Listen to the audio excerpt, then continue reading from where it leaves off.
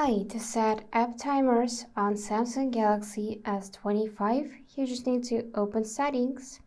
From here, choose Digital Wellbeing and Parental Controls. And after that, pick App Timers. So, as you can see, if you're using certain apps more than you'd like, you can set a timer to help manage your usage. And after amount of time you have selected, this app will be unavailable.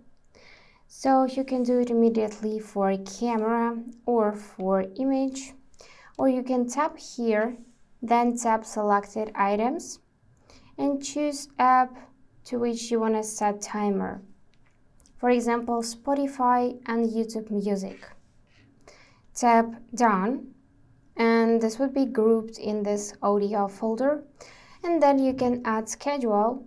For example, we can select every day till like this and then save.